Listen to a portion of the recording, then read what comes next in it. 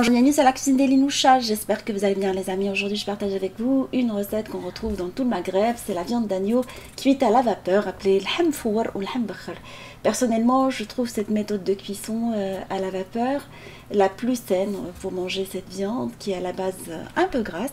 Je l'ai accompagnée avec une batata mchemla, une pomme de terre à la charmoula.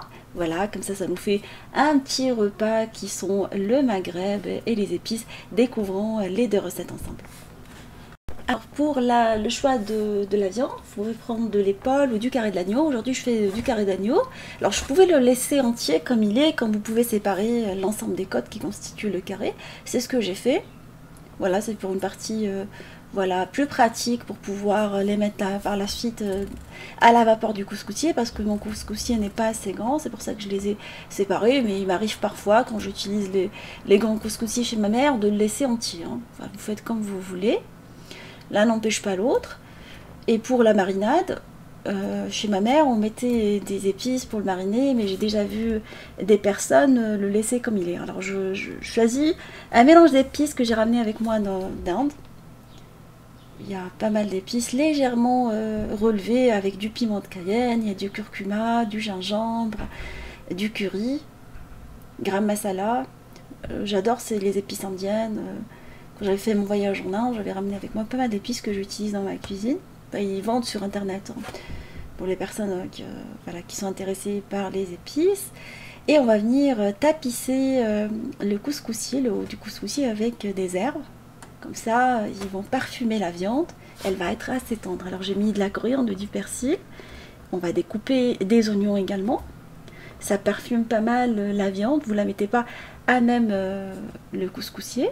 C'est une technique qui vient de ma mère aussi. On va écraser de l'ail également pour parfumer la viande. Là, toutes les personnes ne mettent pas les épices et l'ail dans les recettes, mais moi j'aime bien. Ça, la viande elle est bien colorée, bien parfumée. Et par la suite, vous venez frotter votre viande avec l'ail et les épices, bien comme il faut, vous l'enrobez de tous les côtés. On va bien frotter notre viande sans rajouter de matière grasse ni d'eau, juste avec la viande, les épices. Et utiliser l'ail, un tout petit peu de sel parce que les épices étant déjà salées. Et vous venez par la suite les disposer dans le haut du couscoussier, par-dessus les herbes qu'on a mis, les condiments. On va couvrir avec du papier cuisson, papier alu par-dessus, et on va laisser le tout cuire dans le couscoussier une fois couvert pendant au moins 2 heures. Voilà, comme ça on va avoir une viande assez tendre. Juste pour rappel, j'ai mis de l'eau en bas du couscoussier, comme ça toute la matière grasse elle va descendre. Enfin, voilà, une cuisson classique à la vapeur. Et entre temps, on va préparer la batata mchemla ou la pomme de terre à la charmoula. Alors j'ai pris la pomme de terre à chair ferme, qu'on va venir par la suite découper en carré. En ce moment, je prépare pratiquement tous les jours de la pomme de terre. On adore ça à la maison. L'été, j'aime bien manger de la pomme de terre. Alors je vais la mettre dans une sauteuse et je vais râper de l'ail par-dessus et la tomate également, de la tomate fraîche. Voilà, telle une batata mchemla classique qui se mange toute seule quand vous pouvez accompagner une viande avec. On va mettre un pimentier dans la sauce. On va découper des condiments, enfin de la coriandre et du persil. La moitié des herbes au départ, au début de la cuisson, et le reste pour la fin de la cuisson. Comme ça, on va avoir un aspect de fraîcheur au niveau de la sauce de la charmoula. On va épicer, rajouter de l'huile d'olive, du sel. Alors curcuma, cumin, piment doux, piment fort. Voilà les épices de la charmoula, plus le curcuma que je mets systématiquement dans mes recettes. Le cumin qui se marie très très bien avec les recettes à connotation orientale. Voilà, un bon filet d'huile d'olive. Vous mélangez, vous rajoutez de l'eau pour avoir une bonne sauce. Et vous laissez le tout cuire à feu moyen pendant 25 à 30 minutes à couvert, en mélangeant de temps en temps votre sauce. La viande est cuite, une fois que vous rentrez le couteau et qu'il glisse comme dans le beurre, ça varie vraiment en fonction de la qualité de la viande. Vous pouvez vérifier, vous assurer que la viande est bien cuite.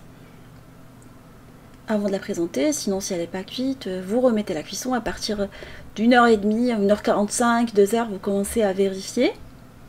Là, ça dépend de l'âge de l'agneau ou du mouton utilisé. Alors, vous pouvez la servir directement comme elle est.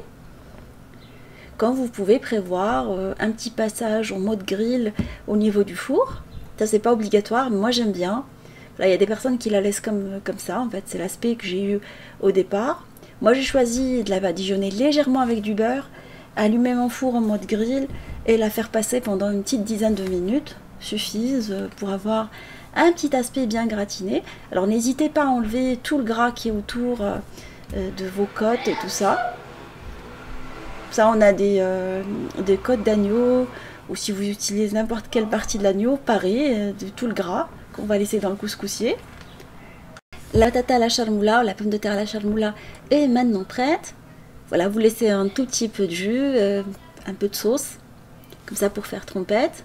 Et vous la servez avec la viande une fois que vous la sortez du four. Voilà, comme je vous ai dit, le passage au four n'est pas du tout obligatoire. Moi, j'ai choisi de le faire.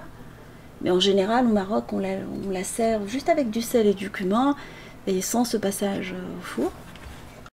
Et voilà, le tout est maintenant cuit. J'espère que cette association de recettes vous fera plaisir à vos familles. Merci pour vos messages d'encouragement. Et je vous dis comme d'habitude, on se retrouve sur la cuisine de Ninoucha avec des nouvelles recettes, un nouveau voyage culinaire et à bientôt.